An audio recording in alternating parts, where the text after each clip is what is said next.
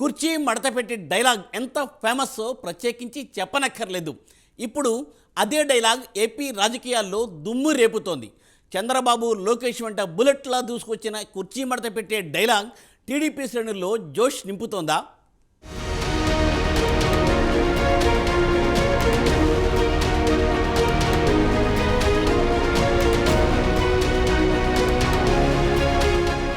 కుర్చీ మడతపెట్టి అనే ఒక డైలాగ్ సోషల్ మీడియాలో విపరీతంగా ఫేమస్ కావడంతో మహేష్ బాబు గుంటూరు కారం సినిమాలో ఏకంగా ఒక పాట చేసేశారు. ఇప్పుడు అదే పదంతో చంద్రబాబు చేసిన కొన్ని కామెంట్లు సోషల్ మీడియాలో వైరల్ అవుతున్నాయి. ఒక సీనియర్ జర్నలిస్ట్ రాసిన విధ్వంసం అనే పుస్తకావిష్కరణ సభలో పాల్గొన్న బాబు పుస్తకంలో జరిగిన సంఘటనలు జరిగినట్టు చెప్పారని అన్నారు. ఇది విధ్వంసం పుస్తకం కాదు, ఇది ఒక జర్నలిస్టు ధర్మాగ్రహం. దేశ చరిత్రలో తొలిసారి పాలనపై పుస్తకం రావడం ఇదేనని అన్నారు. రాష్ట్ర భవిష్యత్తు విధ్వంసమైందని, ప్రజల ఆకాంక్షలు విధ్వంసమయ్యాయని చంద్రబాబు ఆవేదన వ్యక్తం చేశారు. 5 ఏళ్లలో 3 రాజధానులు, ఇప్పుడు 4వ రాజధాని అన్నారంటూ వైసీపీపై మండిపడ్డారు. ఇక తాను పవన్ కళ్యాణ్ కలిసి దృఢ సంకల్పంతో పనిచేస్తామని, అసెంబ్లీని కౌరవ సభ కాకుండా గౌరవ సభ చేసిన తరువాతే అడుగు పెడతామన్నానని, ఆ రోజు జరిగిన అవమానానికి తాను కూడా కళ్ళనీళ్లు పెట్టుకున్నానన్నారు.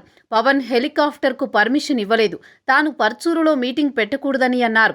మేం మీటింగ్ కూడా పెట్టుకోలేని పరిస్థితిలో ఉన్నామని బాబు పేర్కొన్నారు. తెలుగు జాతిలో పేదరికం లేకుండా చేయడం కోసం తాను పవన్ పనిచేస్తామన్న ఆయన 54 రోజుల్లో తమ బాధ్యత మేం నెరవేరుస్తామన్నారు. చొక్కా మడత పెడతాడట, మీరు చొక్కాలు మడత పెడితే మా టీడీపీ జన సైనికులు కుర్చీలు మడత పెడతారని చంద్రబాబు కామెంట్ చేశారు. ఇప్పుడు సోషల్ మీడియాలో బాబు కామెంట్ వైరల్ అయిపోయింది.